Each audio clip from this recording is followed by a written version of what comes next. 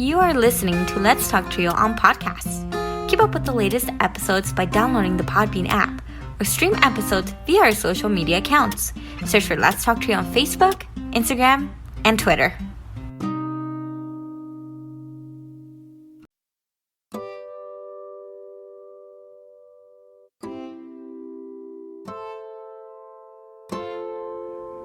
This podcast episode is brought to you by Longsdale Publishing. Is your program seeking ways to assess your students' college readiness? Does your program need a tool to document the effectiveness of your program? Longsdale Publishing is excited to offer the Strategic Learning Assessment, a 20-minute online assessment that provides recommendations and strategies to improve academic performance across 11 learning areas: communication, critical thinking, effective learning strategies, focus and concentration, growth mindset, persistence, seeking help, sense of belonging, stress management, test preparation, and time management. For as little as $3 per student, the Strategic Learning Assessment identifies strengths and areas for growth, along with tailored recommendations for each learning area. Want a complimentary sample account for yourself and 5 students? Contact Longsdale Publishing at 727-389-8026. Again, that number is 727-389-8026. Or visit our website for more information at www.longsdale.com. That website again is www.longsdale.com. Longsdale Publishing, your partner in student success.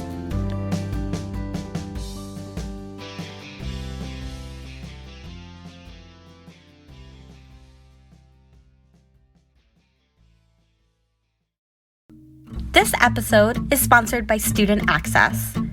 Student Access, the leader in Trio software. Student Access is an online database solution that allows Trio programs to track their students' information, connect with students by text messages, streamline the APR, and work from anywhere, all online, with automatic updates for changes from the Department of Education. Their technical support team includes former Trio staff and has over 50 years of combined experience working with Trio. Make it easier to focus on your priority, the students. For more information and to request a free demo, visit their website at www.studentaccess.com or call them toll-free at 1-800-801-1232. That website again is www.studentaccess.com or 1-800-801-1232. Be sure to share your favorite episodes on your social media by tapping that share button. This is a great way to support the podcast. Now here's your host, Juan Rivas. Thank you, Amelia, for that wonderful introduction. Hello, Trio Nation, and welcome to this episode of Let's Talk Trio. This is Season 7, Episode 37. I am your host, Juan Rivas. Before we begin, some community announcements. Trio Nation, your voice is working. While Congress is moving to protect Trio funding for 2026, we must remain vigilant. Administrative shifts still threaten the stability of Trio grants. Take action now by calling your congressional representatives today. Thank them for their bipartisan support and urge them to ensure Trio programs remain fully funded and operational without delay.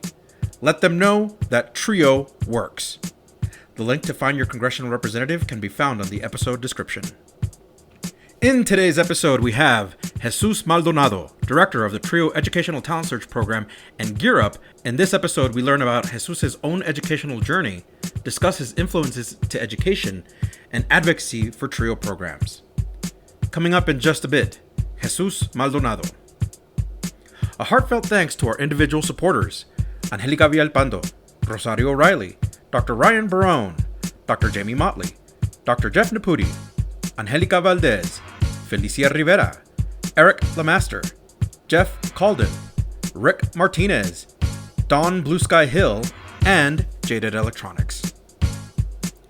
Thank you to our corporate sponsors, TrioJoblist.com, Nosotros Education Center, Longsdale Publishing, Student Access, and TheTrioStore.com, powered by Proforma. Visit www.thetriostore.com, your source for Trio graduation stoles.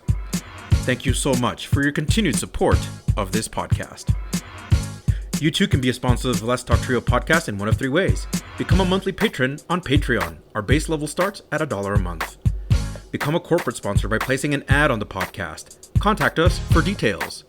Become a supporter with a one-time donation to the podcast business PayPal account. Our business handle is at Let's Talk Trio. If you would like to nominate a participant, staff, or alumni to be on the podcast, send us an email at letstalktrio@gmail.com. That email again is letstalktrio@gmail.com. Again, a great episode featuring Jesus Maldonado, Director of Trio Educational Talent Search and Gear Up. Sit back, relax, and enjoy this episode.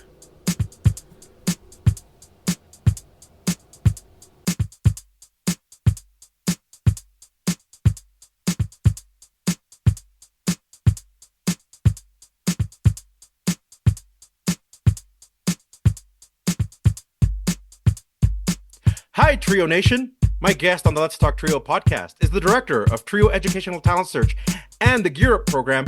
He is a graduate of Occidental College, holding a bachelor's degree in history in the year 2000 and Master's of Science in Public Administration from California State University, Los Angeles in 2008, and a strong advocate for Trio.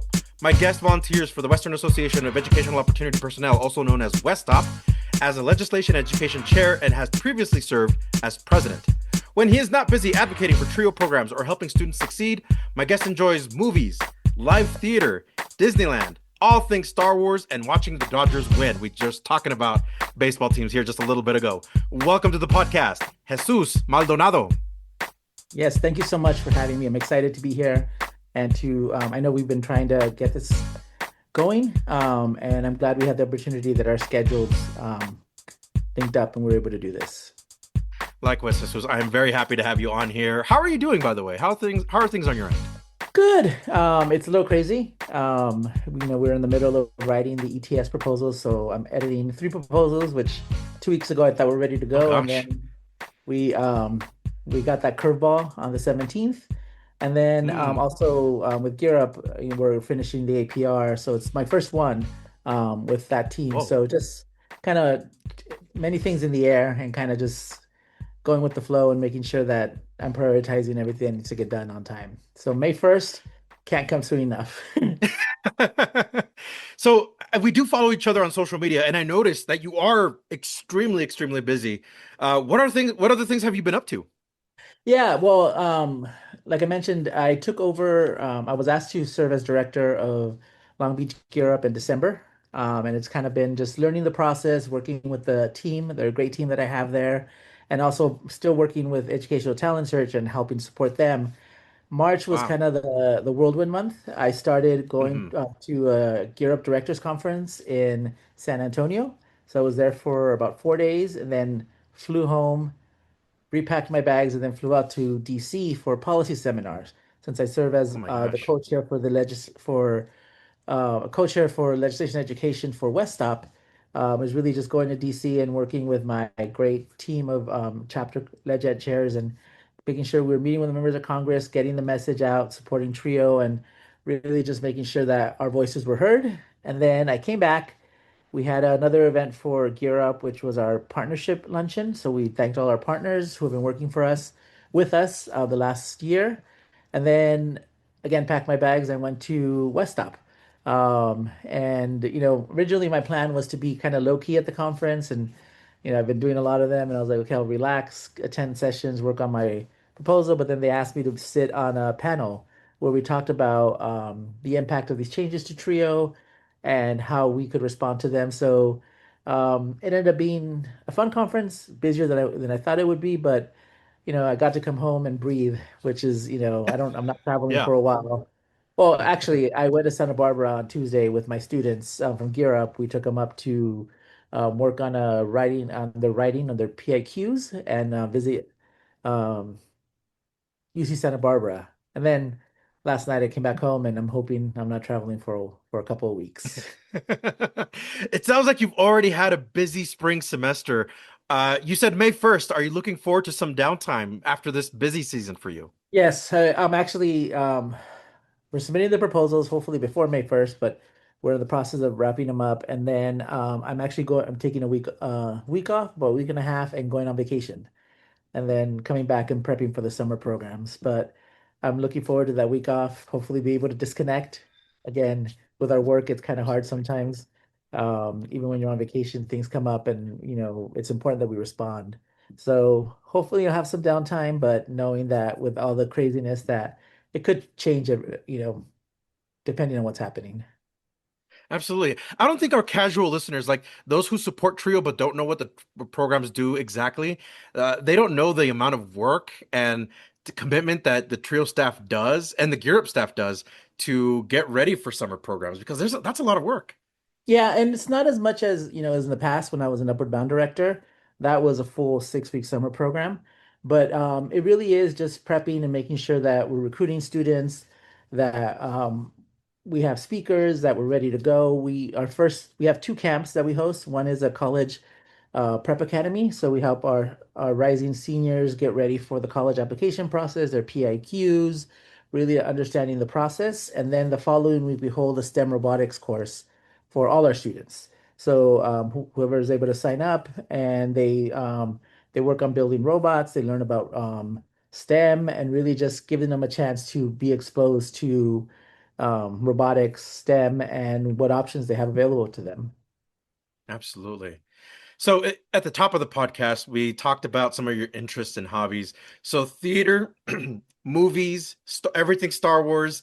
And I've seen the pictures that you go to Disney, which is awesome, I think. That's fantastic. Gotta put you on the spot. What is your favorite Star Wars film? Uh, it had to be Empire Sorry. Strikes Back.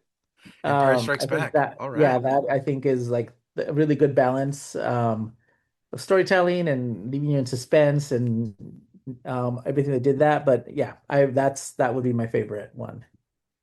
And then in terms of theater, is there a particular play or production that you really liked or enjoyed this past year in the past or that you look forward to seeing? Yeah, and the past year, actually a few weeks ago, I went with my nephew to see Sweeney Todd. Mm-hmm, And that was really good. It was actually directed by Jason Alexander from Seinfeld. mm-hmm, So it was a community theater, but it was actually really well done. And then I'm actually taking my nephew, the same one, the same place they're doing Mean Girls, and then my other nephew, we're going to go see the MJ musical. So he really mm-hmm. wanted to see that one, and I always try to support them when they want to do stuff in the arts. So I'm excited. But yeah, last year, no, a year ago when COE was in New York, I actually got to see Cabaret with I forgot the actor now, but it was it was a really good show. So Yeah. I try to see as many shows as possible during the year, depending on how much they cost and where they're located. But yeah, here in Los Angeles, Long Beach, we have the Pantages Theater, and I've been going there for years, seeing different shows. Well, that's wonderful. What is something that this year has taught you or that you feel like you're currently learning? Um,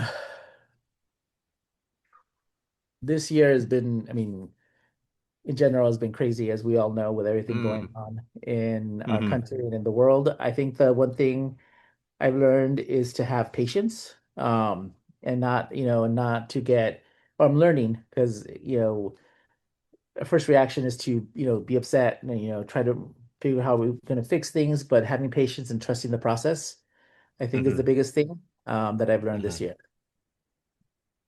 Let's take a step back in time. Can you tell me a little bit about yourself and your family? Yeah. Um, so I'm the youngest of four kids. My mom and dad, they're both from Mexico. Um, my name's Jesus. My mom's name is Maria, and I think you can guess what my father's name is. Um, you I'm can? gonna guess Jose. No, Yes. Juan. Yes, it is. And my dad went by his middle name most of my life, so I didn't really Uh-huh. figure it out until I think it was in college and I was applying for a program and I was like, wait, it says my father's Jose Maldonado. Like, who's that? And I asked my mom, she's like, that's your dad. Like, that's his real first name. So, and then after that, people always make jokes about it. So I always tell them, like, what's your fun fact? I'm like, well, can you guess my parents' name? And most people are like, that can't be true. It is. Um, like I said, my parents came to this country in the 60s. They both worked hard and really just really supported us in what we were doing in our work. And both my parents didn't have a full education. My dad went to the sixth grade. My mom believes she went to like first or second grade, but she remembers, Mm, all she remembers is the nuns teaching her. So mm-hmm, for her, it was important because she felt she couldn't support us in our education that we went to Catholic school. Because to her, the mm. nuns were the ones that handled education. So I did that for 12 years, and many opportunities there. And with my family, we're all really different. My oldest sister manages a clinic in West Los Angeles. My brother is a traveling surgical tech, and my sister does medical approvals. So Wow. they're all in the medical field, and I'm in the education field. So, but also all the same, pretty much the same, and really supporting and helping people overall. Absolutely. How would your family describe you? I actually asked them this because I was like, what do I say? Um, Mainly they brought up like likes movies, Star Wars. Um, my sister said, that I have their back, which I appreciate that they said that. And that, I'll be there for them whenever they need me.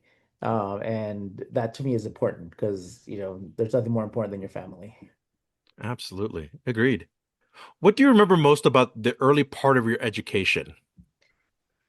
Um, it's funny because I actually met up with some friends who I hadn't seen in like 30 years recently, and one of them we went to school since kindergarten. So Mm-hmm. we're talking about that, reminiscing about like our education and being in Catholic school. And it was really the support that we had and the community you built, especially when again, you're going with the same people throughout as any school, right? But I think with Catholic school, it was this much smaller cohort. The families were involved. Everyone knew everybody's parents and their families. So it was really that community we had, and also the teachers that I had that were really supportive overall. Right on. When did the topic of going to college come up for you? It would have been in high school. I like I said, I went to a Catholic all boys high school, Mm-hmm. and they kind of just said, "Hey, you're gonna go to college." I was like, "Okay," and uh, once I got to high school, like everything regarding my academics really flipped, and I, started doing well in school. So it was kind of that expectation, you're gonna apply to college, and I was like, sure. Like, and for me, like many people, like the college I knew about was USC because it was Mm, down the street from where I went to school. That was going to be my dream college. And then as I learned the process, I didn't end up going there as and it was really because I really started to learn about the options that were there overall. when did you feel like your family supported you in this idea of like taking the college path? Yes, they did. And not just in financial means, because again, my parents were working class but they let me do what I needed to do. At first they're like, oh, we can't afford this. I'm like, I'll figure it out. Let's, just say yes, I can go. And they were supportive in that fact. Also helped that I actually went to Occidental was actually not far from home, but I had to live Mm, on campus. So it created a little bit of a separation, but I was also able to come home when they needed support or help. hmm. So yeah, no, they said, do what you need to do, get an education, and they were supportive through the whole process. Right on. Can you tell us a little bit about high school? What was that like for you? And yeah, what did you enjoy most about it? Like I mentioned, the high school I went to was Cathedral High School in Los Angeles. Um, it was interesting. Like I said, I really found my niche with my courses, and I was doing well academically.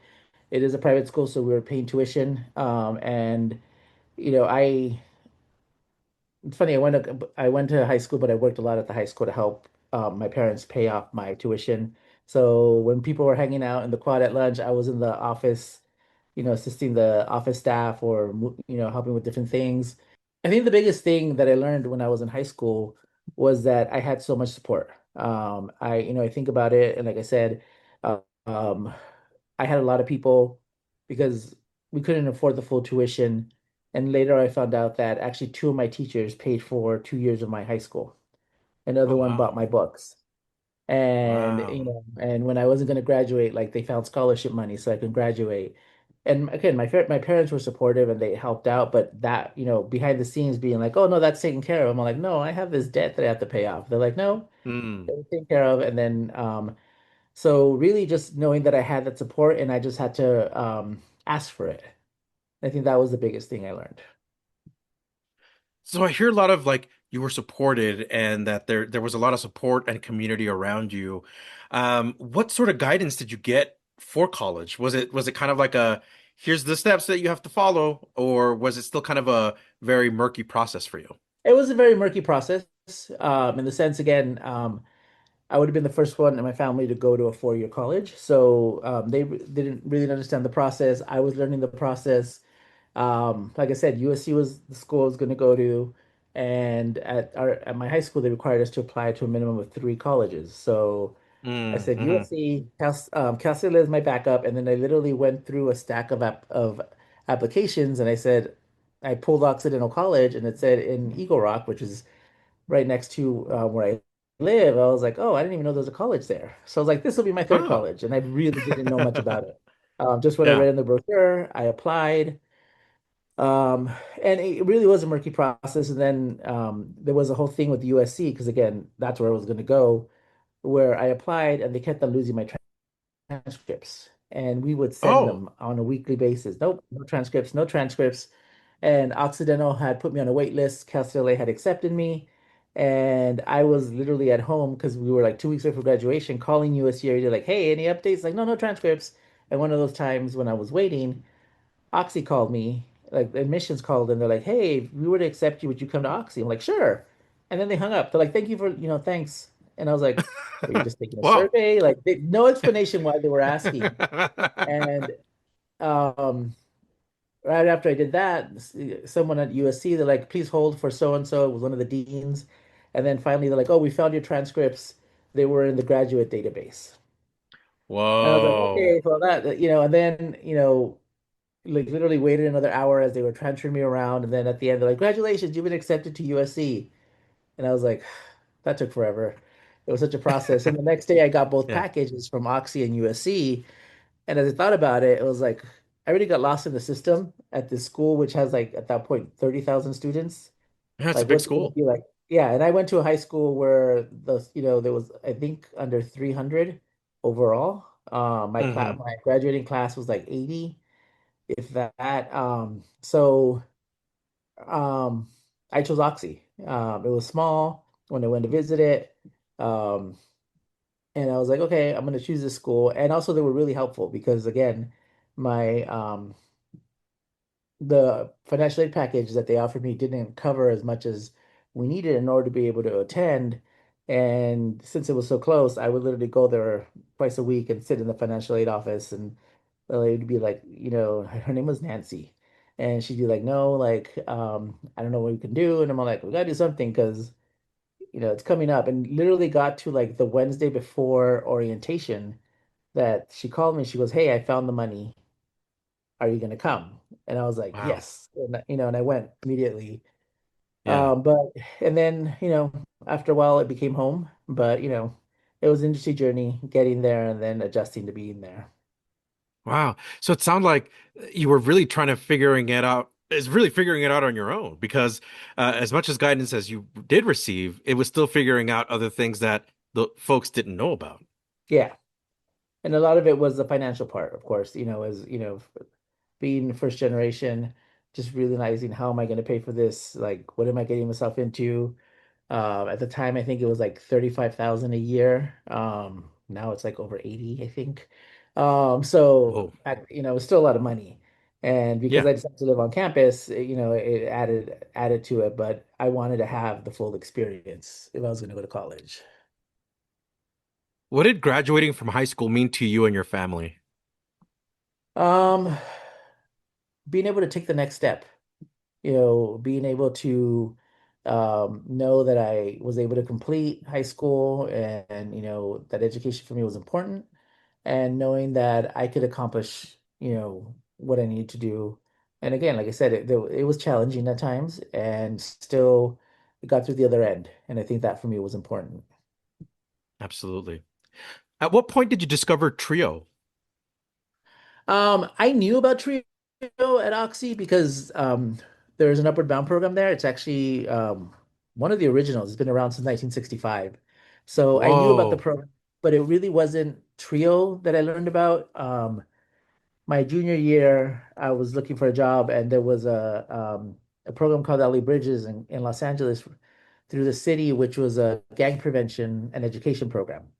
So I applied, I got hired, and I got to work in some of the schools in my local community, and that was amazing. I remember I was a computer teacher, and really just got to know the kids and really got to like hone in um, what this meant, right? These kids being like, "Oh, you're a college student." And I was like, "Yes, I am." Mm. And even the staff, at the time, again, Occidental College is a predominantly white institution, and the director of the program one time drove me to campus, and he's like, "How did you get here?" And I was like, "Well, I applied, and I got admitted." And he goes, "No, no, no," and he pointed at the institution. He's like, "How did you get here? People like us don't go to Occidental College." I was like, huh. Mm. Because again, I'm from Huh. the community and the neighborhood. And I was like, and that for me was kind of one of the points where I was like, okay, so, I need to be able to open this up to the community so people know about it. So I got really involved in that. And again, I knew about Upward Bound. Gear Up was also housed in the office that I worked at.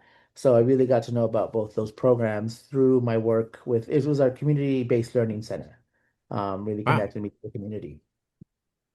Can you talk about your experience at Oxy College? Like, what was that like for you when you set foot on campus, all the way to like meeting the faculty and the staff there?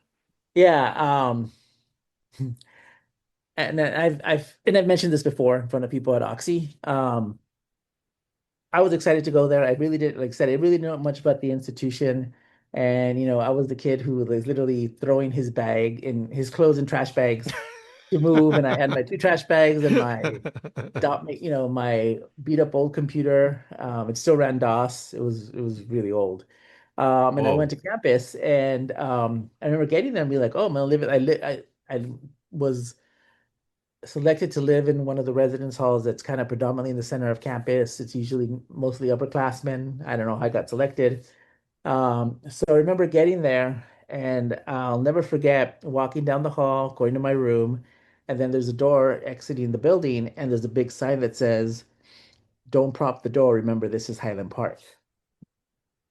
And I looked at it and I was like, huh. So the RA happened to be there. I'm like, what does that mean? And she's like, whoa, we don't want people from Highland Park in here. Like we don't. And I was like, well, I remember telling her, well, then you guys messed up because I'm from Highland Park. Ah. And I went in my room and I came back and the sign was gone. So that was like my first introduction to Oxy being like, huh, you are the Wow. other. And I always joke Yeah. around my first semester, I always felt safe because no matter where I went, I had campus safety following me.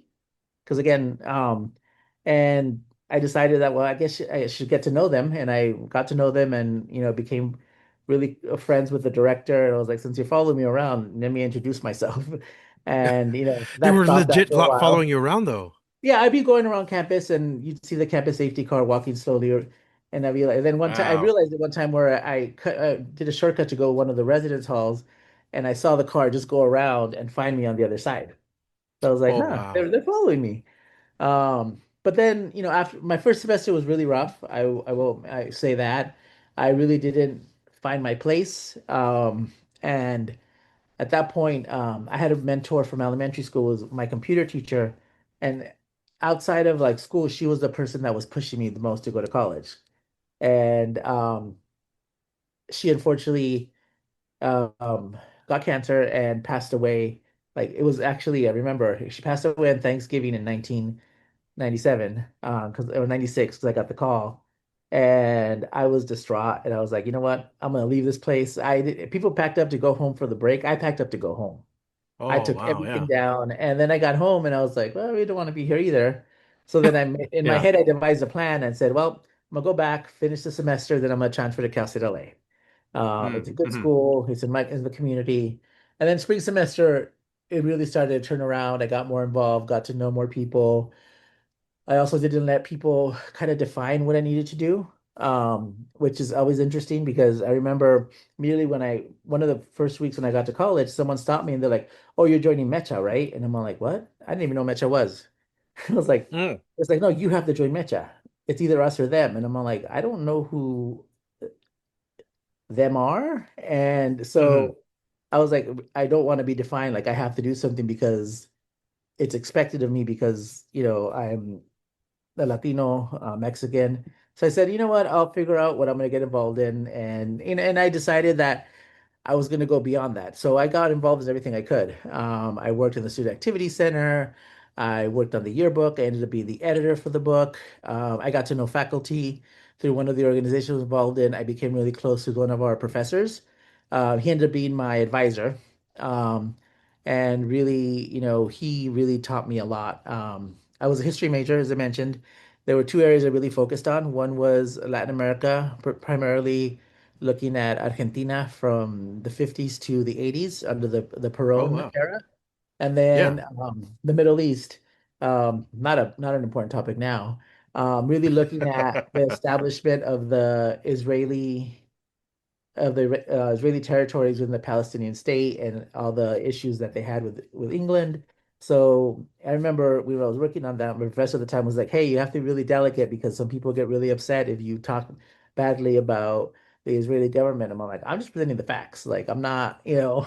Yeah. And so that was interesting in that end. But because of I was the different jobs I got to meet, like the president, I knew him really well, um, a lot of administrators. So it really helped me when I graduated, because I had no clue what I was going to do. I got hired on by the college to do some odd job, like work on different programs while I figured out what was going to happen. And then, like 5 months later, I was an employee. Wow. And Yeah. I was there as an employee for 22 years. Wow. I know that the question I was going to ask you was what did you want to major in? But since you already talked about like history was kind of a fit for you, did you know? And I know this is looking into careers, but was there a particular career you're looking for majoring in history? Not really. I originally walked in with being an English major, and because I loved reading in high school, I would read a book a week. And I really, and then I started taking English classes, and I wanted to know about the context of like the historical reference. And they're like, "What did she mean when she used this word instead of this word?" I'm like, "I don't know. I don't know what, the rhyme patterns." And I met the professor. His name was Bryce Harris, and he really was like, "Hey, like if you're interested in that, you should major in history." And I was like, "Oh, think about it." And that kind of became my area, but I really didn't know what I was going to do with it. I was like, am I going to become a teacher? Am I going to become a professor? I always joke around with the students that by the time I graduated college, there were two things I knew I didn't want to do.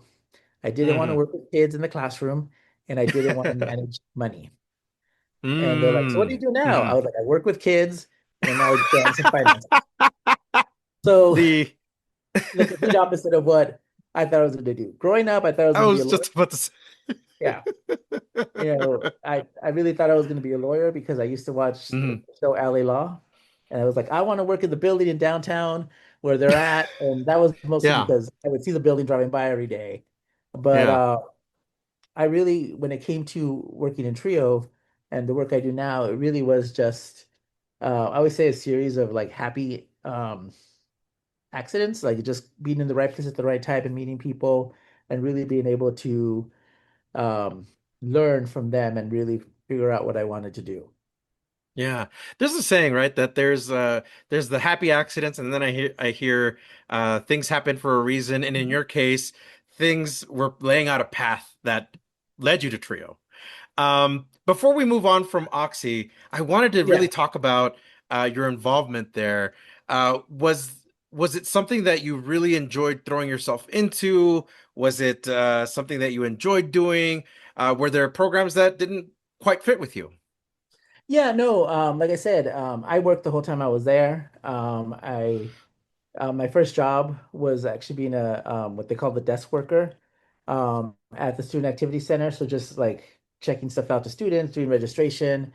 And then my sophomore year, they hired me as the manager. So I did that. And I really enjoyed it because again, it was being involved in student activities, but not being like in front of everybody. I was Hmm. also one of the big positions that I had, Occidental had a organization called the Student Alumni Relations Committee, SARC for short.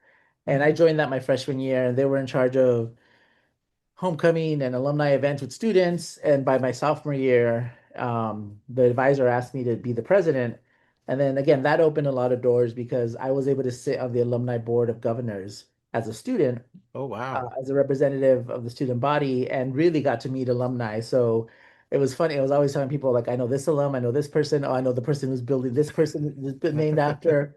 And again, Yeah. really build up those connections. And I stayed on for 3 years as the representative. So when people ask about, oh, what do you think about the board of governors? I was like, I did my time when I was an undergrad. Like I got to learn a lot. And I stayed on when I got hired. Um, for about 2 years because I worked in the president's office. So he asked me to stay on and kind of be his representative. So it was a good experience, but again, that really taught me about more about the university, more about what was going on. So I had a bigger picture than just, you know, a student like a regular student would have because I was able to be in those spaces. Absolutely. We'll be right back after a word from our sponsor. Are you seeking guidance to enhance your TRIO project's effectiveness and success? Look no further. Nosotros Education Center, NEC, is here to empower your TRIO project with expert consulting services. NEC's mission is to promote the effectiveness and impact of TRIO programs. Since 2003, NEC has specialized in providing professional development and in-service staff trainings, allowable cost services, for TRIO projects across the country. The team at NEC, with over 60 years of combined TRIO experience, offers customized workshops and seminars for project staff, compliance assessments, external evaluations, working on and submitting APRs, database customization and training, development of policies and procedures manuals, and project implementation or reorganization services. Additionally, NEC has secured over $774 million in federal funding with a 92% success rate through their live and on-demand proposal workshops, assistance with data collection and review, detailed technical reviews, and comprehensive proposal development services. Join the hundreds of colleges, agencies, and TRIO projects across the country who benefited from NEC's expertise. Nosotros Education Center, your partner in TRIO's project success. Visit their website at nosotros.edu.org. Again, that's nosotrosedu.org. And now, back to the podcast. What did graduating from college mean to you personally? Similar as before, it was like something that I accomplished. And I did it in 4 years. I was worried for a while that it wasn't. But it really, for me, it really personally showed me that I could do it. Because again, being a first generation student, there's a lot of things that work against you. Again, I was Hmm. lucky that Hmm. I was remember my freshman year, I was involved in a program called PIMP, which is a peer mentor program. I had a mentor who was an upperclassman, and got to know him, and actually his brother was in the same class as I, so I got to know both of them, and that's how I really built up a lot of my connections, is just taking advantage and joining what I could throughout my time there. Absolutely. What role did trio play in your journey in college, or if not in college, post college? Um, it's interesting because, like I said, I got hired by the college, and at the time, this is dating me. Bill Clinton was about to leave office, and the Secretary Richard Riley, who was Secretary of Education, wanted to do a K to 16 pipeline study. Hmm. And Hmm. so what they did, because they knew that the incoming Bush administration would cancel any grant money that was related to the work that we wanted to do, they forward funded the university. So they Hmm. created a program called the Pathway to College Network. And that's really where I got my first introduction to a lot of pre-college programs. It was a very diverse board of people that were looking at how do we tackle education, and COE was there at the time, um, and so was NSEP, which is the Gear Up group. Andrea Reeve, I don't know if you know her from I do. She's out here in Fort Collins. Yeah. Yes, that's when I first met her. I was 23 years old, roughly, or 22, 23. And I remember when I got hired, um, my boss and I were walking through the quad, and he was telling me, like, this is what I look for in someone I work with. And I was like, okay, I understand. He's like, so, um, are you ready? And I'm like, what? He's like, are you ready to start? He's like, I'm hiring you. And I remember looking at him like, Oh, okay. wow. And then he said, and then he handed me his credit card. He's like, I need you to book a flight because you need to be in DC by Saturday afternoon. I hope you have a Oh suit. my gosh. This was a Wednesday. I went on, I booked my flight, and I was like, I had traveled, the furthest I had flown to was Sacramento at that point, and all of a sudden I'm going to DC. So I was Oh like, oh my God. gosh. And I walk into that room and you have, COE, NSIP, you have the Gates Foundation, the Ford Foundation, Lumina Foundation, Terry, which is the Wow. Educational Research Institute, all these organizations, and I in my head being like, am I supposed to be in this room? Like, I'm just, and what am I going to do? And I went to all the board meetings. I actually was participating. Ann Coles, who was the president of Terry at the time, who actually is a past COE board member, was one of the, again, first people I met. She kind of influenced my work. Um, I said Andrea Reeve, and so when I went back to Trio and I saw her, I'm like, Andrea, she's like, Jesus, like I haven't seen you in like 15 years. So Pathways was really my first introduction into the world of helping students get to college. Because again, that was the Mm-hmm. goal. We came up with a report talking about different goals that they wanted to reach. I remember attending, they had a press conference and the Secretary of Education showed up, and I was like, wow, like why Wow. these people? And funny story, the first time I went to DC, I had actually met some people planning a conference, and they were there, and they're like, hey, you want to go bowling? I'm like, sure. And like, hey, cool, we'll pick you up and we go bowling. But they didn't tell me it was a fundraising event for Al Gore, and Tipper Gore was there. Oh, So, wow. and these were all donors. Zeus, Everybody else was a you're making donor, and connections. Yeah. yeah, everyone else is the donor, and then there's me, and like I'm sitting in the back, and like she had a private meeting with the donors. They walk out, and she gets in her lane, and my friend pushes me to the lane, so I was bowling with her, and Oh, I got to wow. say hi, I got a picture, and it was like Wow. interesting. Like this is my first time in DC, and I met someone in government. So that was interesting. Um, and yeah, like I said, I got to meet after that Secretary of Education and some of Clinton's economic team. And again, this is me like 23, 24, being like, this is like, again, do I belong in these spaces? But it was, my boss was, his name's David Roth. It was very supportive of me being there and learning from them. And then 2 years into that, he asked me if I can. We had Occidental had a Giro partnership, and they were restructuring. And he's like, "Hey, can you take over this Giro partnership? It's only 20% of your time." And I looked at it, and it actually it was Gear Up and Alley Bridges, the program I used to work at. Yeah. So I agreed, and I took them over, and I did that for about 5 years. And it was really, again, it wasn't really, well, there's Gear Up, which is very similar to Trio, but then Alley Bridges, which again was helping kids learn about the impact of going to college. And when I went back, some of the students who were in middle school when I was there were in college already, and they'd be like, "Hey, do you remember me?" I Wow. was like, "No." He's like, "Yeah, I'm the one that always used to like shut off all the computers randomly." And I was like, "Oh my God, you were a pain in the butt." but now they're in college. And so, which was great to see that their growth and trajectory overall. Absolutely. In the midst of all this, making connections, especially at the upper government level, Jesus, you decided to continue your education by pursuing a master's program at California State University in Long Beach. Uh, No, Los Angeles. sorry, Los Angeles, sorry. Do you remember what that process was like for you and what inspired you to pursue a master's? It was my boss. First and foremost, I remember it was a year into work. And one day he walked into my desk and he's like, "Hey, are you planning to go to grad school?" I was like, "Yeah, I'm thinking of going to public administration. I want to learn the budgeting, grant writing. It really kind of the area that I really want to focus on." He's like, "Okay." And then he walked away and he came back. He goes, "Hey, the application's due in a month." I was like, "Yeah, I'll apply eventually." He's like, I will finish your letter of recommendation. I expect to see a draft of your essay and your application on my desk in a week, and you're gonna apply. You're gonna go to grad school. I was like, okay. I was planning to do this in like 3 years, um, and sure enough, I Talk about a applied. push. Yeah, I applied. I got accepted. He allowed me to adjust my schedule as necessary when going to classes, and it was interesting going from a small liberal arts college to going to a large public university.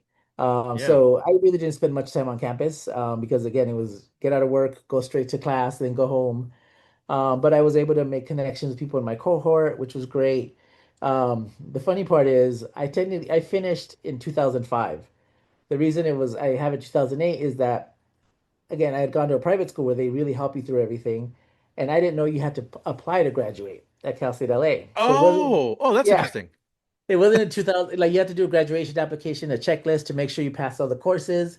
And it was one of my friends who's like, "Where's your master's? Where's your diploma for Cal State LA?" I'm like, "I don't know. They never sent it to me." So did you fill out the graduation checklist? Because she had gone there. I was like, Uh-huh. no. And she's like, that's where you don't have your diploma. So we went and it was like $10. I filled out this form. I went to the department office. They're like, yeah, we're about to throw out your file thinking you you weren't coming back. So like, good thing I came. And so my diploma, so I did finish 2005, but my diploma says 2008 for that reason. But Gotcha. thankfully, I think to this day I wouldn't have it. It had it not been for my friend telling me, you should get your diploma. So All right, graduate students listening, make sure you apply to graduate. yes, very important. Ask the questions like, what do I need? Can you talk about the career journey that led you to your current role as the director of TRIO Educational Talent Search, and also you're serving as the director for the Long Beach Gear Up program. So what Yes. led to this?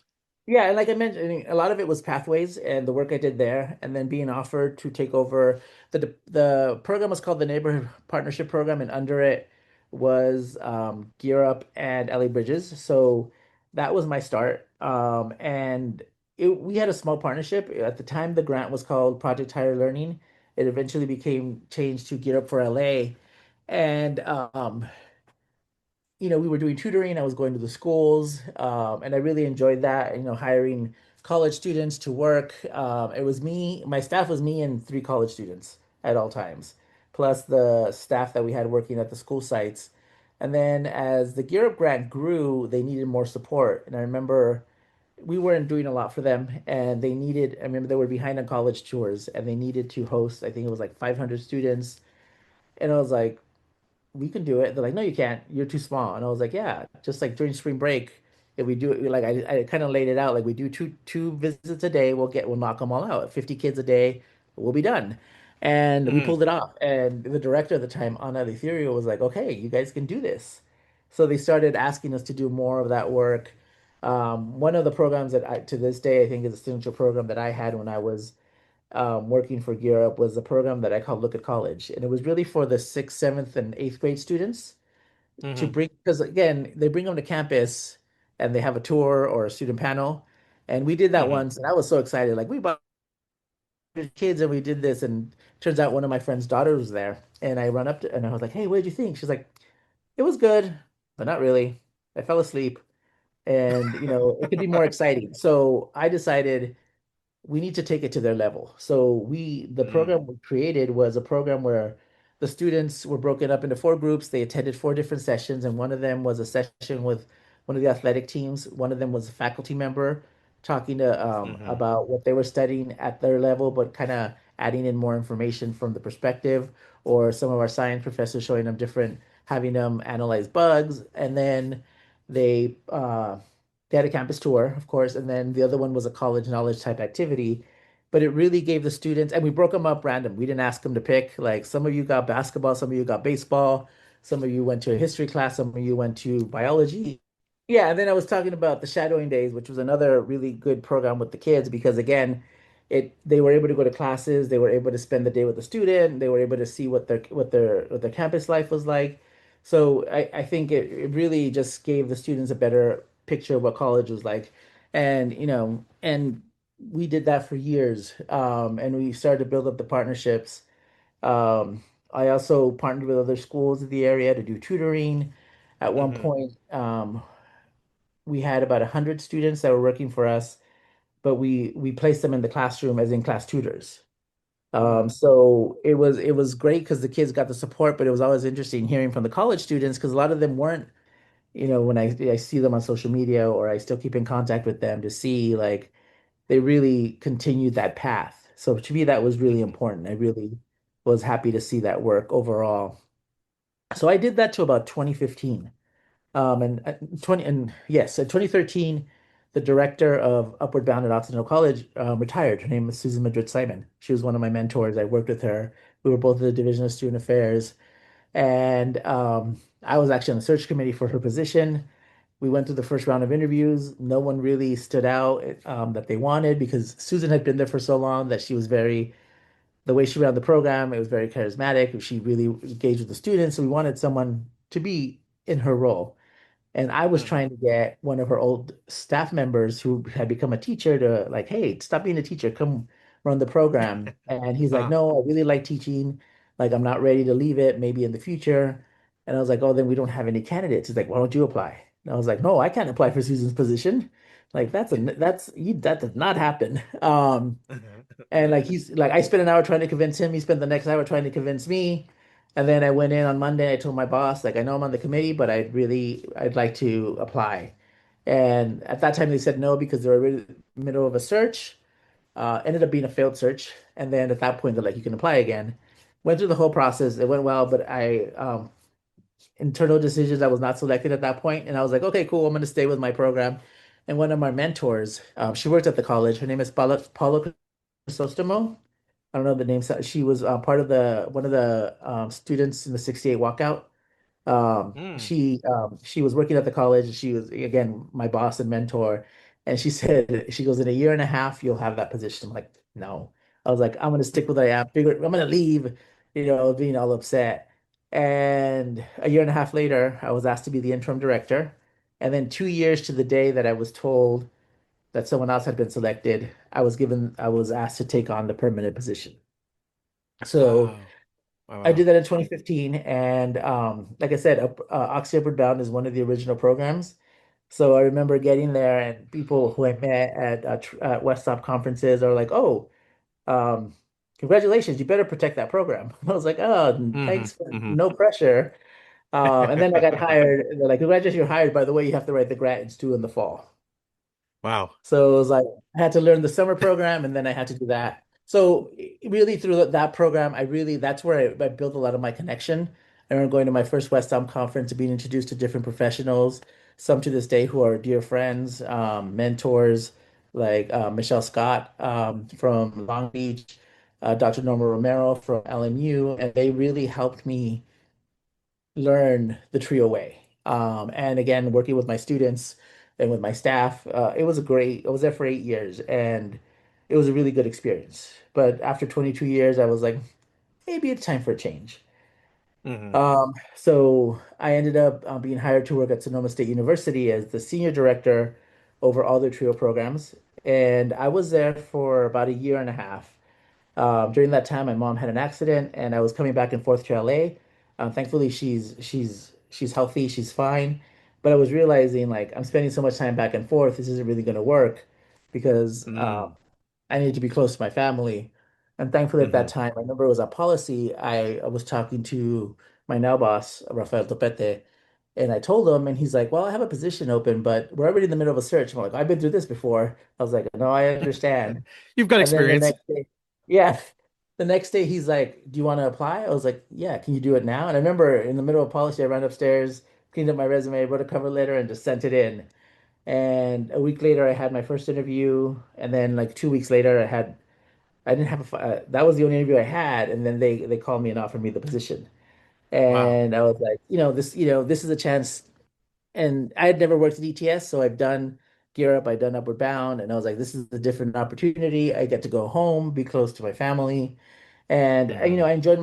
my time up in Sonoma. We were able to make some changes, but I always tell people I think I realized that I'm more LA, like, and LA needs like I need to be in the city. But I live in Yeah. Long Beach now, so LA adjacent. Um, and then I ended up in this role. And like I said, in December, my boss, said, "Hey, are you interested in doing this?" And again, it's kind of for me, it was kind of full circle, right? Like the outside of what I was doing for the president's office, Europe was the first thing that really pushed me into the pre-college work and working with first generation students to go back and be a Gear Up director. um, I remember I called my previous directors. I text one of them like, "Guess what? I'm a gear up director." She's like, "No, you're not." I'm like, "Yes, I am." And then one of my other directors actually works for one of the database companies that we work with. And so she immediately emailed me, and and she's been very supportive, and it's been a really good fit overall. Yeah. But Yeah. and the other thing that happened during that time is that I got involved in WESTOP. Um, Mm-hmm. and Hmm. you know, for me, like again, like the happy accidents or things that happen in 2018, I was at a trio training, and I was sitting having dinner and talking to the person next to me, and she's asking me all these questions about what I'm interested in. Have I been involved in Weststop? I'm like, well, I'm a member. I haven't done anything.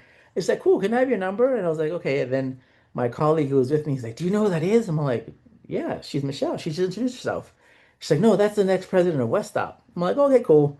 And then 2 weeks later, when we were in Hawaii for a conference, she calls me and she's like, hey, can I meet with you? And I was like, yeah. And then ended up offering me the legislative education chair. So that was the first time I did it. Wow. Um, Not knowing anything about, like, I'd been to policy, but not knowing the process. It was a tough thing to learn. I did it for 2 years. And then the current president of West Up at the time, his name was Ben Reynoso, um, called me out of the blue and said, hey, you want to be president? I was like, no. And he kept on calling, and I kept on saying no. Yeah. Um, and finally, I emailed a few of my colleagues. I remember Dr. Lydia Perez from Arizona. I was talking to her, and she's like, "Is this what's the worst that could happen?" I was like, "I lose." Hmm. She's like, "Yeah, then go for it." And I was like, "Okay." Never expected to win. I did. And again, I consider myself an introvert. A lot of people don't. They look at me like, "No, you're not." But I would really, have assumed, right? You very much give extrovert vibes, Jesus. I'm not gonna lie to you. I see the social media uh, posts. I'm like, man, this guy knows everybody. Yeah, no, it really just it kind of required me to get in front of people and talk, and that is the scariest thing. Like get me up on stage, and I it's it's very hard to remain calm through the whole process. Sometimes I feel I'm babbling. But again, I had the confidence of the membership. I got elected, and then COVID happened. And literally the day I got elected Mhm. was the day that like the world shut down. We were at the Yeah, conference, and yeah, they're yeah. like everything. We were in Anaheim, so we were next to Disneyland. They're like, "This is announced Disneyland is closing tomorrow." I was like, "What is going on with this thing?" And Mm. my first year as president-elect was during COVID. I really got to learn a lot from Dr. Kimberly Williams, who was the president at the time. And then when I became president, my main task was reopening, right? Like getting everybody back together, wanting Wow. to go to a conference. It was in Yeah. Hawaii, so it wasn't that hard to convince people to go. But there was all the it was all the regulations and all the things that we had to jump through, but we were Oh, able to do it. absolutely. Yeah. So, and then after serving my term as president, I was asked to be in this role again, and I'm finishing up my term at the end of June. But Wow. again, it's really taught me a lot about the importance of advocacy and what we need to do to protect our programs. Absolutely. And we'll get to talk about advocacy here in just a second. But my last question for you before we pivot to that is what have you enjoyed most about your current role as director? Um, it's interesting because I was with when I was director of NPP, it was really working with the college students who were my student staff and just seeing how great and devoted they were to the work. Hmm. And people would be like, "Oh, there's Jesus and his team." Like, he's always had the same like his student workers with him. When I was Upward Bound director, it was really building that connection with the students and really giving them that experience. And now with ETS is really learning the more of the backside of it. So I don't engage with the students as much as I would like to, but I keep learning more and more about what it takes to run a TRIO program, what it takes to continue to be funded. What extra efforts the team goes to make sure we're meeting our numbers because it is hard to recruit. Ever since COVID, like our numbers have not been as, we've met our numbers, but it's been a bigger struggle. Hmm. And really just figuring out how, you keep these programs going with all the changes that are happening overall. Absolutely. So let's pivot because advocacy right now is super important in Trio. You are on this podcast to discuss advocacy. Can you tell Mhm. us about the things that have been going on with the Trio programs? Give us some updates or things that you know are happening currently in the Trio world. Yeah, like I said, last year I was led education in my role with WESTOP. I don't think any of us expected the election outcomes that we had, or many of us weren't expecting it. And we immediately had to Hmm. pivot. I remember waking up the next day, it was like, oh my God, what happened? And I reached out to the president, who's Dele Hernandez, and I said, hey, I need to send an email out to Westop. Like we need to get going. We need to prepare. We need to be advocate. We knew what it was like Hmm. the first round with this administration. So I mean, what's happening with Trio in this moment is bigger than people realize. And I'm not saying I'm talking to people outside the Trio community, and it's been building for a while, right? We've had these battles before, and we've been Hmm. successful. Dr. Mitchum always talks about our battles, and we have to continue to battle for Trio and be in that fight. But since Donald Trump returned from office, we've really seen a steady shift in how federal education programs are being treated. Hmm. And for those of us at Trio, it hasn't just been one change, it's been nonstop. And that's kind of Yeah. been the thing that, I remember in January 2025, I was at a COE innovation seminar for ETS in Puerto Rico, and I get an email and I'm with my boss. I said, hey, it says all federal grant funding was frozen. And and then the next day, Maureen was there and she called everybody in the room and she goes, whatever you need to do, start advocating, start calling people. And I remember just running out and typing and blasting out an email to the West Top region and being like, hey, we need to do this. Hmm. Like I said, it started really with that freeze. It really created a lot of uncertainty, and we really Hmm. didn't know what was going to happen. Thankfully, as with a lot of these things, the courts intervened, and it stopped the free. It made them reverse the freeze. The language they were using Hmm. was different. So again, a lot of the stuff that they've been doing hasn't really been holding up in court because it Hmm. doesn't follow rules and regulations overall. But we're really seeing an ongoing attempt to eliminate funding for TRIO and Gear Up entirely from the federal budget. That's what the administration Hmm. wanted. It's what they've done before. And at the same time, in the last year, there was the delay in grant award notification, our GANs, right? And our programs Hmm. rely on that funding to come on time in order to be able to program for the students. Hmm. So when that has happened, it really impacts staffing services and ultimately the students we serve. And then, of course, on top of that, there was the grants, the hundreds of grants that were canceled throughout the country because they didn't fit the current administration's priorities. And again, I know that COE has intervened and they've taken them to court, and that some of that has been changing. Some of the grants have been reinstated, Hmm. but it's really been a pattern of reshaping which programs are supported and which are not. Hmm. And that I think has been the biggest thing. And all of that leads Yeah. us to where we're at right now. I mean, Hmm. again, we just saw on March 17th and on March 30th the release of the RFPs for talent search and for educational opportunity centers, EOC. And these aren't small changes. This isn't like one or two things. This drastically changes the work Trio does. And not only Absolutely. that, but it proposes to reduce the number of programs from college access to sorry, let me go back on that one. Um, these proposals would significantly reduce the number of programs across the country. As you saw, currently there are over 500 ETS programs, and it's listed to fund 175. Um, Hmm. so what happens to all the other students in the communities that we're serving? And it also shifts the focus away from college access towards workforce development, which is fine. But Trio was created to help level the playing field. And when we don't have that, um, workforce development is great. And I think a lot of times people in Trio will say, like, we do talk about careers and workforce, and we take them to apprenticeship programs so they can see a lot of that work. It's just not the core of what we do. The core of what Trio was created was to help students get into college. So Hmm. there's that shift away from that. And again, for me to be clear, to be very clear, pathways to career matter.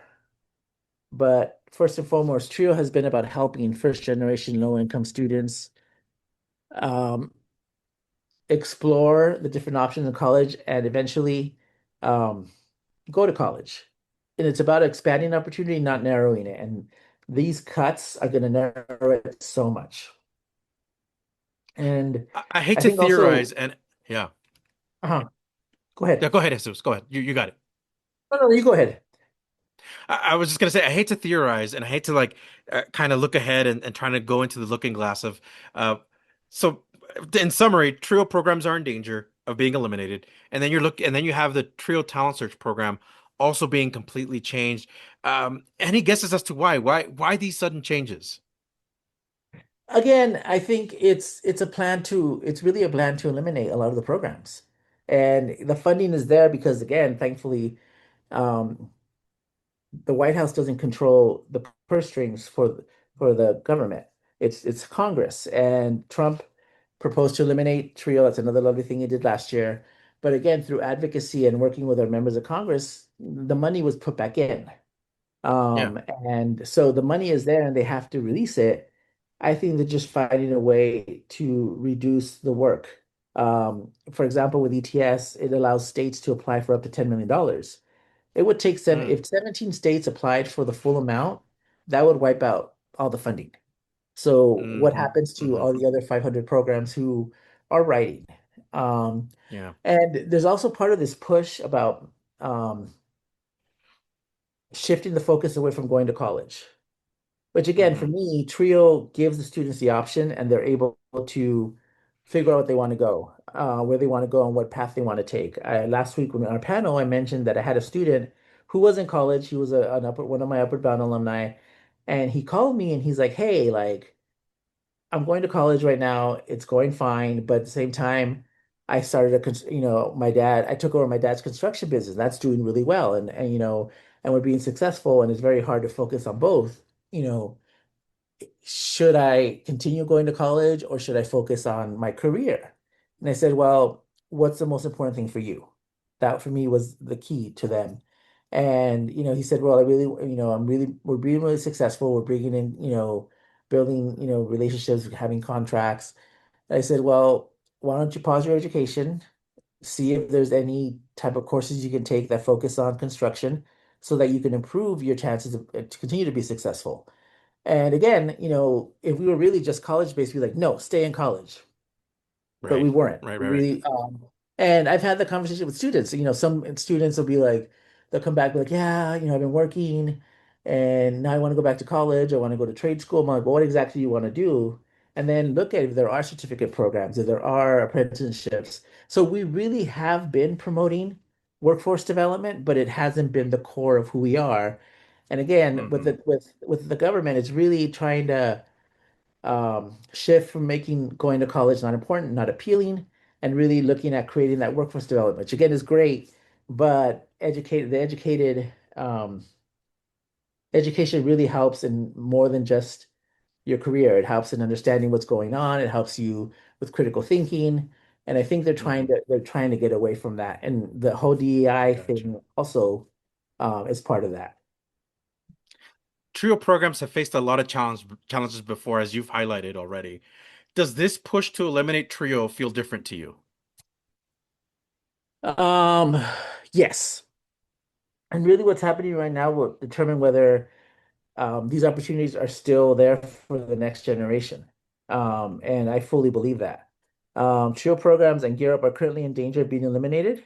And of course, the Trio Talent Search programs completely changed. And really why? Um, and that's the question. Why do they want to do this, right? The administration Hmm. talks about Trio being a relic of the past and similar to Gear Up, that it's no longer needed.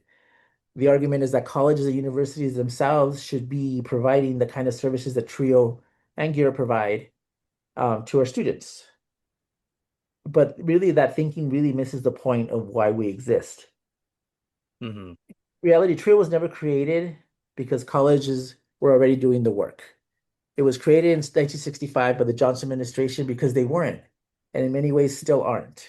There's still that gap, Hmm. right, between Hmm. students who know what's going on and have the resources to go to college, and then first generation low-income students who are really just, looking for the support they need to be able to have that option. The whole purpose of TRIO is to level the playing field, as I mentioned before, for students who have been historically underserved, low income, and first generation. Um, and honestly, the reality is the playing field is far from level. I think it's worse than it has been in terms of access to college education, the ability to pay for college, all the changes that are happening in financial aid, the restriction of what are considered are considered professional degrees and funding. So they really are attacking it on so many levels.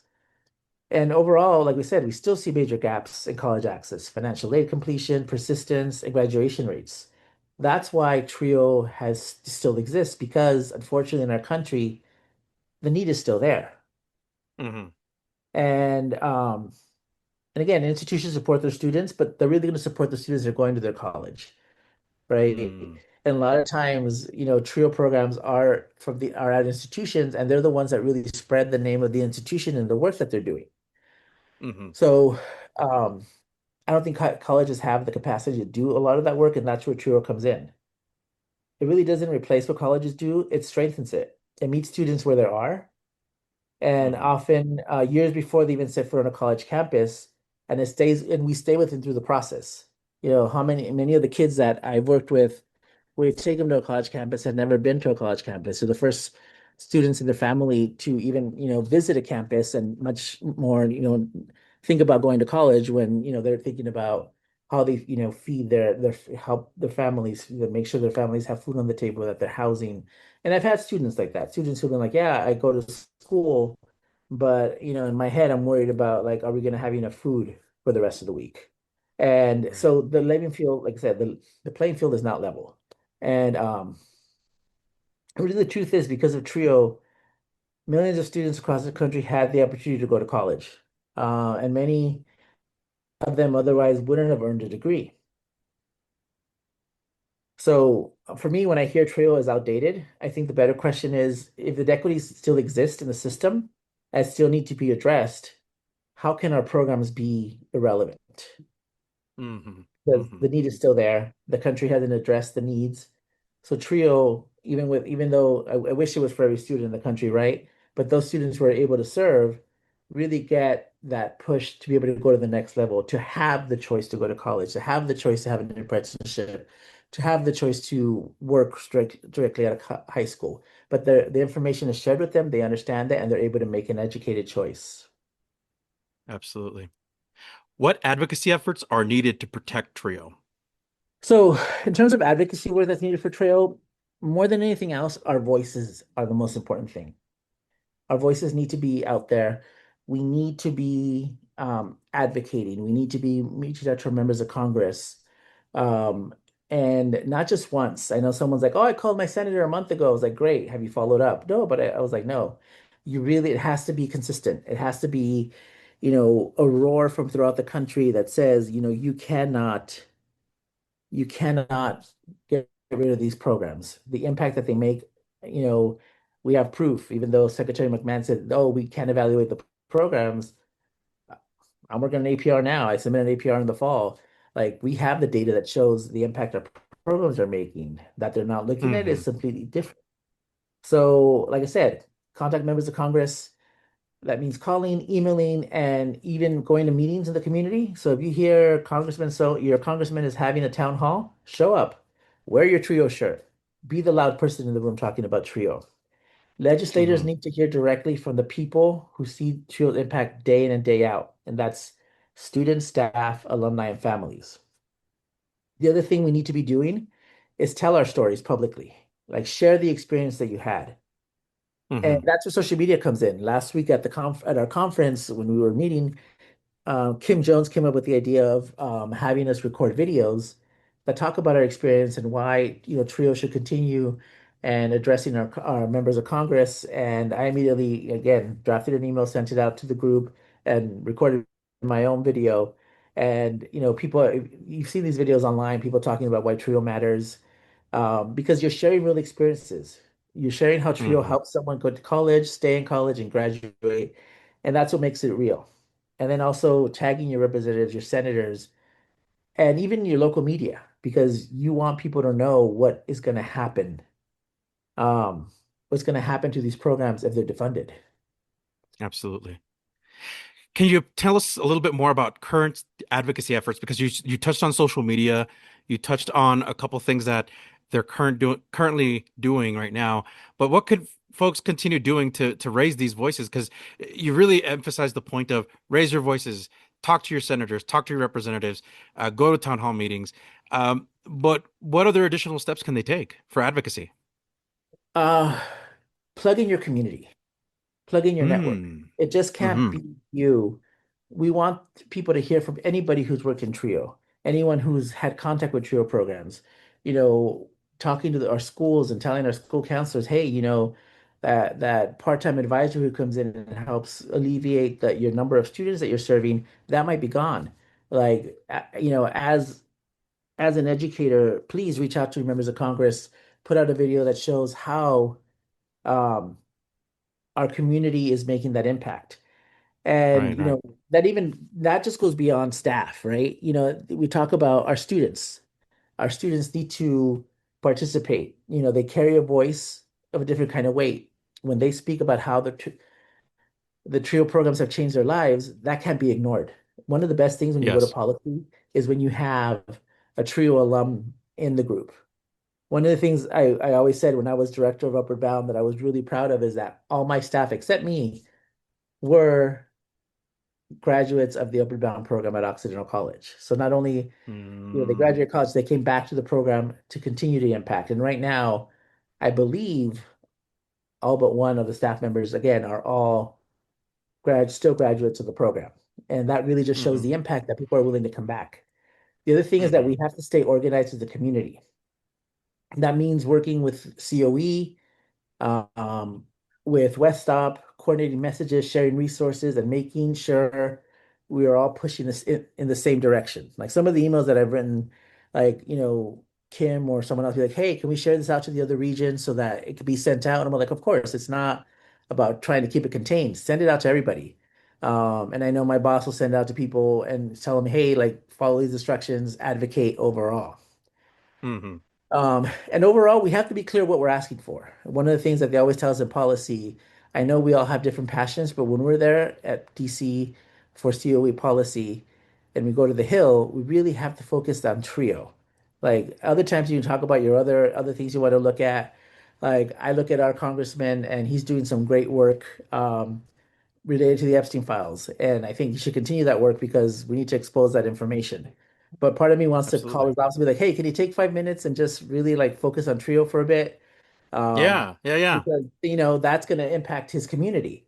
So really what we need to look at and what we need to be pushing at is really talking about rescinding and revising the current RFPs because if these RFPs are allowed to stand, the same thing's going to happen to Upward Bound next year, Upward Bound Math Science, McNair, and even SSS. Right now, they got funded their first year of their new cycle, but these changes will affect them, and it'll affect Mm-hmm. Gear Up. Mm-hmm. So I know that they're the Gear Up community, they're also pushing for that members to reach out for members of their organization to reach out to members of Congress because of the zero of trying to eliminate all funding for the programs. He also talked about it's important to fully fund TRIO and Gear Up programs and really protect the core mission of college access and success.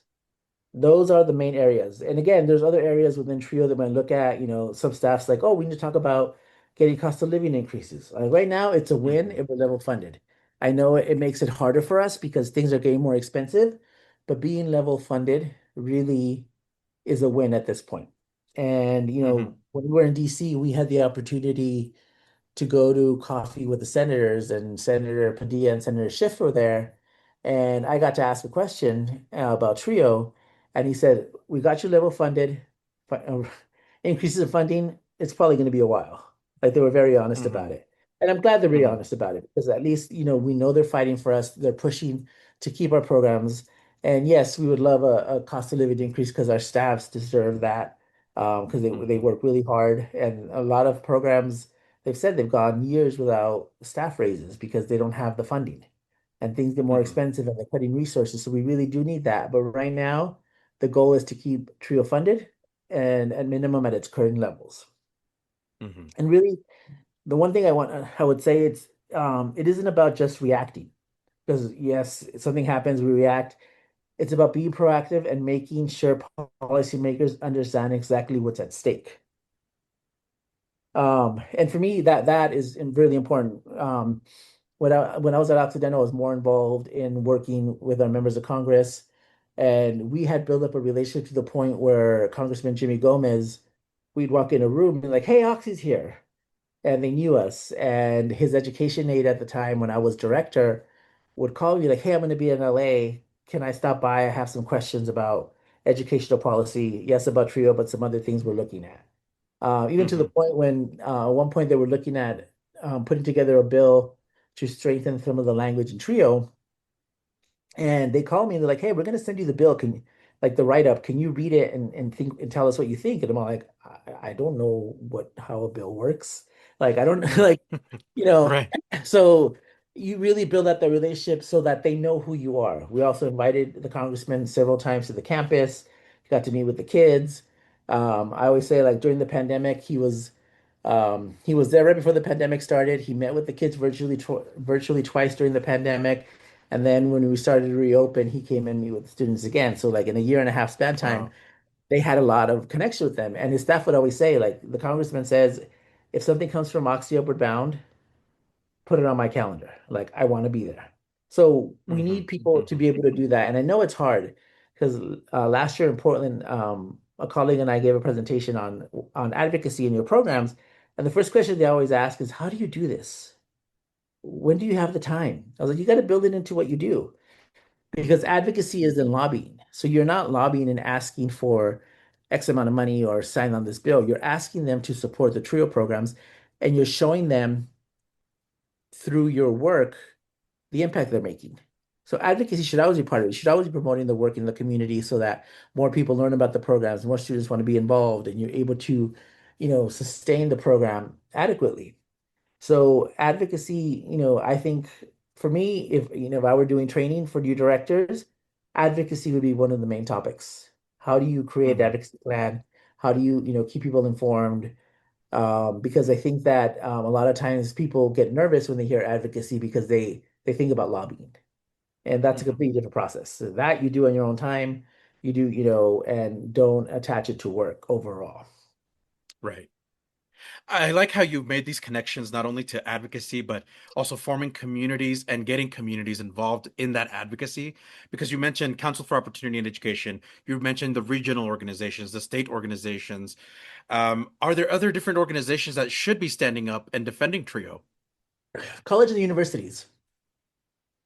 That that's the first thing that comes to mind. We at least, I've heard of a few universities that the leadership has spoken up, but um, I think that as a unit, college presidents carry a lot of weight, especially colleges that have TRIO programs.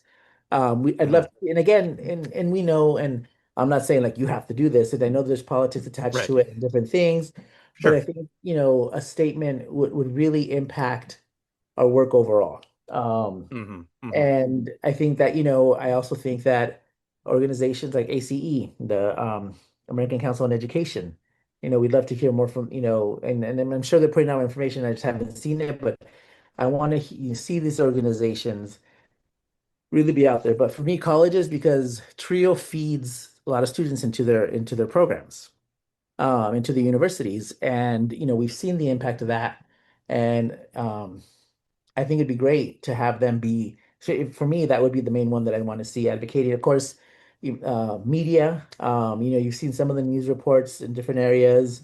John Quinones on ABC has really been talking about it, but we really need to get our media to focus on this.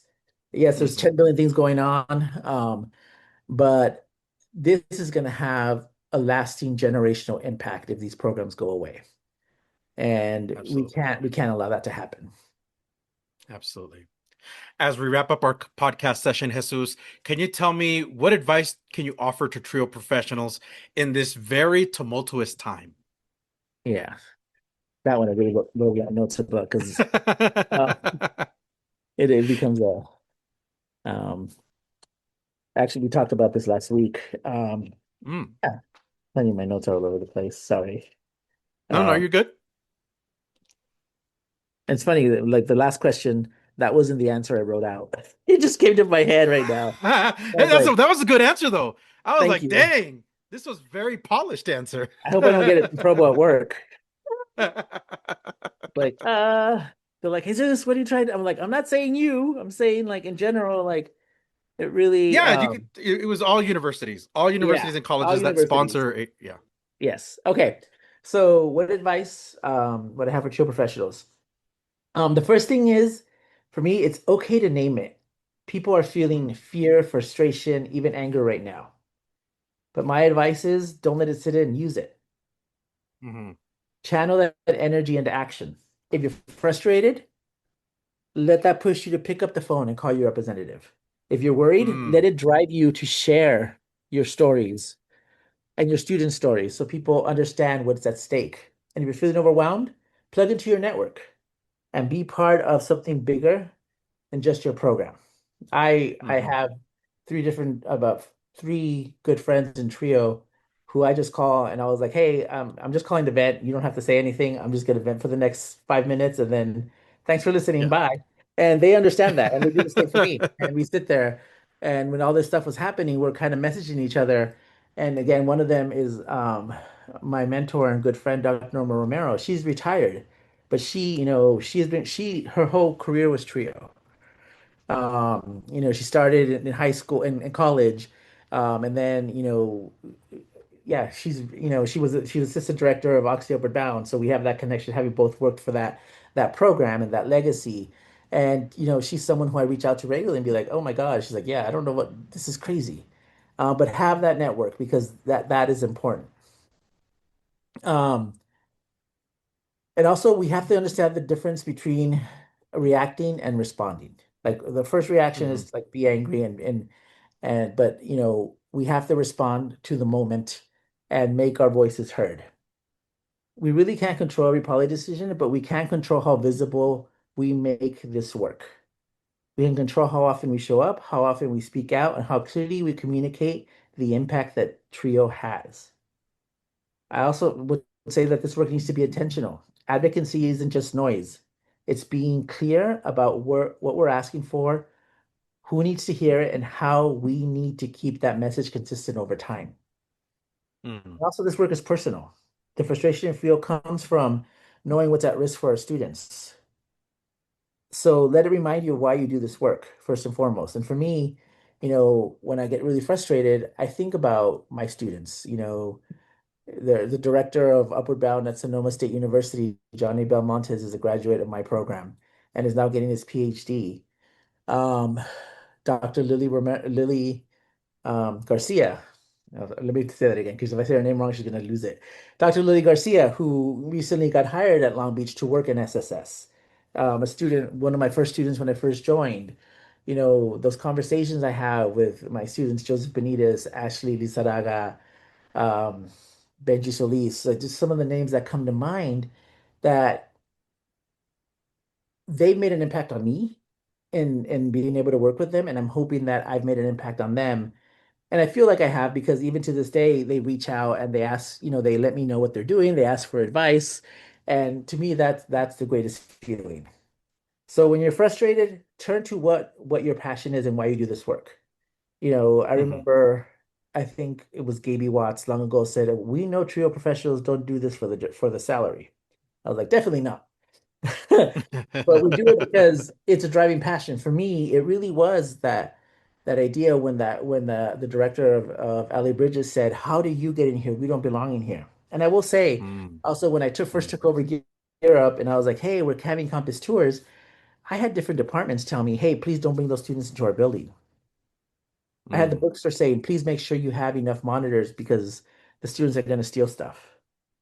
And what would I do mm, to respond? Oh, don't take them to the library. It's a quiet space. Those are the first spaces I visited with the students to show our community that these students want to be in that space. We also had students mhm, who had issues at their schools and they wanted to go mhm, on the field trip, but they're like, no, they're troublemakers.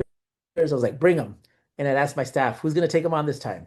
And then I'd ask them feedback mhm, afterwards. Like they were the nicest kids. They were asking questions. They were polite. They were listening because they were given that opportunity. And that's, the biggest thing. We are doing work that gives opportunity to our students and really just channel that energy. And whether it's one conversation, one post, or one meeting, it adds up. But collectively, we know what change we can make when the trio community comes together. absolutely. What about advice that you have for trio students at the pre-college, college, or possibly returning to college Yeah. level? For our students, the first thing I'd say is your voice matters more than you think, especially now. There's a lot of conversations about trio that are happening at the highest levels, policy, funding, legislation. But for me, the most powerful voices in the conversation need to be our students because they're really the reasons why we do this work and why these program exists. So I don't want the students to be afraid to tell their story. Like I said, as an introvert, and even doing this podcast, when you first asked me, I sat there going, I'm not going to be able to talk for X amount of time. But you really need to you need to be out there and you really need to be a voice. And again, I've dealt with it in my time at Oxy when people felt that the programs were they a good fit and having to be like, oh, they're a good fit, and let me explain to you why. So for our students, talk about where they started, what challenges Hmm. they faced, how Trio Hmm. has supported them, and whether Hmm. that's applying to college, understanding financial aid, or just realizing that you belong in those spaces, and even workforce development. Again, not every one of our students go to a four-year college. They might go to community college, they might go to trade school, but we're going to offer them those resources with our intention always being we want them to go to get a bachelor's degree, but some students that's not their path. Hmm. And I also say that, and this is something I told my Gear Up students yesterday as we were finishing the field trip, take advantage of every opportunity that the programs offer you. Because not every student gets access to that kind of support. Um, and that's important to understand because our schools are crowded, they don't have enough counselors. I know in a lot of our school districts in the area, they're cutting counselors and they're not getting that support they need. And not every student has someone guiding them through the college application process, taking them on campus visits, or helping them see what is possible. For me, that's what makes Trio and Gear Up so important. So for our students, when the opportunity comes up, workshops, college tours, mentoring, anything, lean into it. Show up, ask questions, be present. Because for them, those experiences add up and it really will open doors, which is the purpose of Trio, right? Trio is to open Hmm. doors, and these changes that they're making are narrowing or almost fully shutting those doors. So we need our students, we need their voice, but we also need them to keep doing the work and keep being involved in the Absolutely. programs because it'll make it harder for us to justify our work if and when um, we're not meeting our goals and our objectives. Like that has to be part of it overall. Absolutely. Jesus, we're now nearing the end. What is something that you're currently reading watching, or listening to? I was thinking about that today lately, because it makes me calmer. I've been watching a lot of police procedural shows. Oh Um, yeah, and yeah, like yeah. my two of my favorite right now are Will Trent, um, and another one called High Potential. They're both very similar Mm. with characters that are like in Will Trent, the main detective, he the main character has dyslexia. Mm. So just how he gets through that had very interesting again because it students, right? Someone who grew up low income, he was in in the foster care system, and it's and really just and ended up being a detective. So like he really went beyond where he was at. And High Potential, like the character just fascinates me because she knows all the like it's a character, it's someone who has um her brain is wired for remember random information. Like she'll hear something and Oh she'll wow. memorize it. So it's always interesting to me that I like puzzles, and that's not like actual Mm. building puzzles, but like word puzzles. So like looking at different areas and how things fit in, and it helps me relax. And I also something that I get to spend time with my friends talking about. Absolutely. And books, I need to get back to more books, but tied it back into Star Wars. There's a new series called Mask of Fear, a series of books. And the first one I Mm. read, like you'd swear they're talking about what's happening here right now. It's like Oh when the wow. Empire first takes over, how they arrested all the politicians, they made them sign loyalty oaths, how they had to go into hiding, how they, there Wow. was those who were completely loyal, and it's just interesting because the political kind of the intrigue, like when you watch Star Wars, um, you don't go into that, but I always like, one of the memes I keep on seeing is how like in 1999, the idea of taxation of trade routes and tariffs was like, why are they putting this in Star Wars? And now, like, hey, we're living this. Like, it's tariffs and starting unjust wars, and it's like, huh? And the video's like George Lucas was right. He was just preparing us for 2025. Um, so it's interesting to see. Just I really like that the intrigue and the political side of that, but it's scary. Like a lot of the things that you read really ties into what is happening right now. Yeah. What about music? Anything that relaxes you or helps you get into work mode? Um, I listen to a lot of Spanish music lately. And it was funny because a lot of the music I listen to now, I remember growing up, I'd be like, Mom, stop playing that. Like, I don't want to listen to that music. And and of course they'd be like, one day you're gonna be, I was never gonna listen to that music. And I'll be in the car listening to Los Bukis, Juan Gabriel, Rocío Dúrcal, Ana Gabriel, and that's literally all I'm playing. Hmm. And it kind of just connects me to my roots. So sometimes when I'm in the office by myself, I'll just be playing the music out loud, or like the staff, I'll like lower, and the staff's like, no, no, we like that music, keep it playing.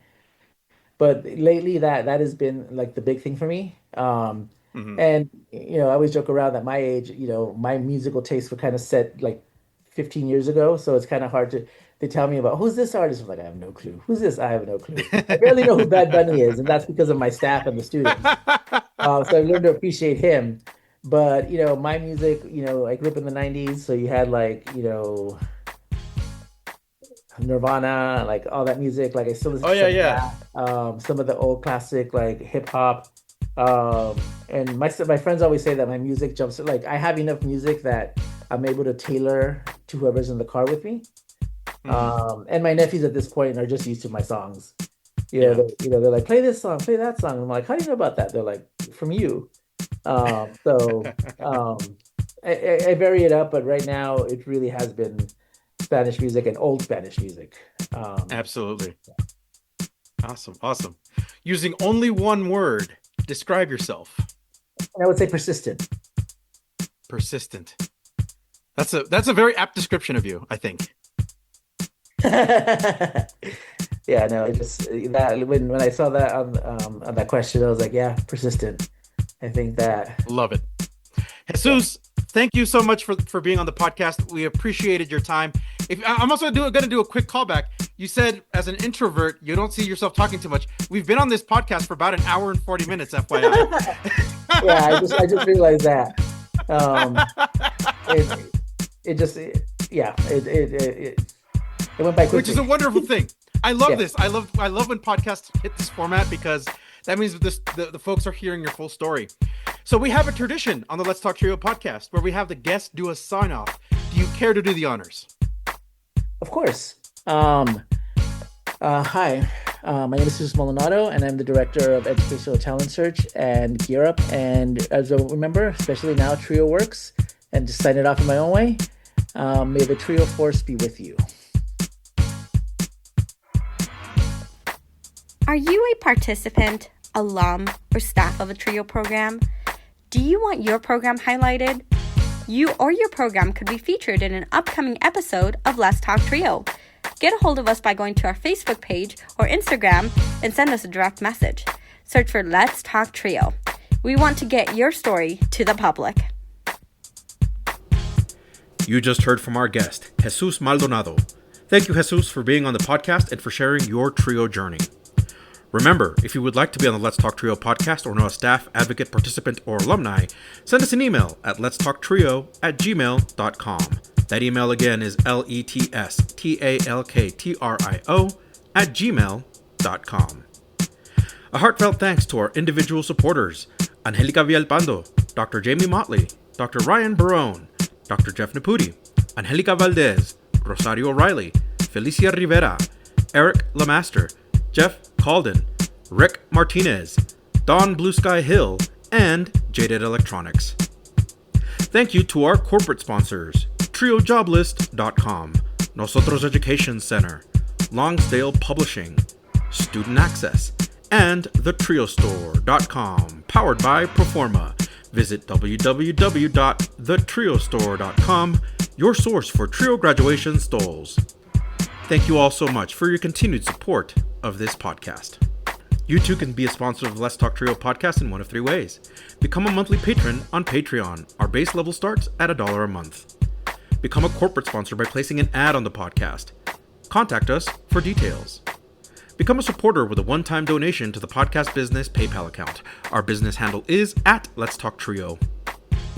I'd like to take a moment to thank our honorary members of the Let's Talk Trio podcast, Roderick Chambers, Tony Ho, Scott Kendall, and Susan Cramp. The Let's Talk Trio podcast team is John Russell, audio engineer, music producer and composer, and post-production editor. Amelia Castañeda, script supervisor, marketing manager, social media manager, and producer. Juan Rivas, executive producer and host. This episode was recorded Thursday, April 9th, 2026. Thank you all so much for listening, and we will catch you on the next episode.